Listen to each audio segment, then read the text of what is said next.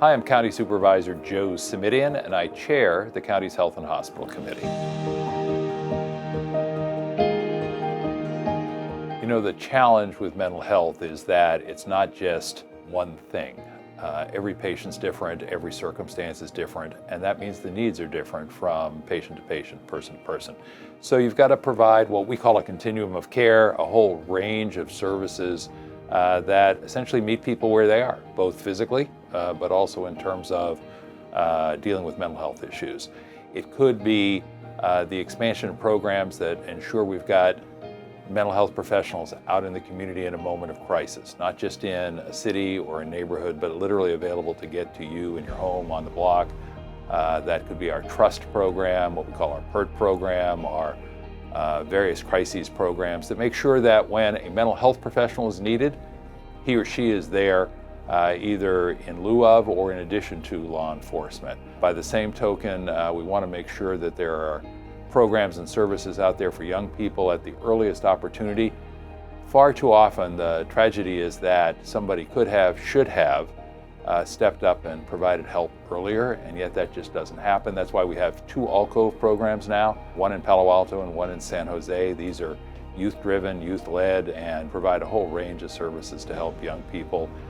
Trying to make sure we have more in the way of peer-to-peer help with something called teen mental health first aid. And then here at the county, for folks at the other end of the continuum who are really in a bad way, in a bad place, we have now opted in to what's sometimes colloquially referred to as Laura's Law, to make sure that families and friends can step up and get somebody the help that they really need. My own personal passion has been for the 200,000 square foot building that we're currently working on under construction at Valley Medical Center. It's an adolescent psychiatric facility for kids who are really in crisis, who need a secure, locked facility so that they aren't shipped 100 plus miles away to Sacramento or Sonoma County or Vallejo. They need to be here with their friends and their family and their support network, and they need to be here with their mental health provider who knows them best.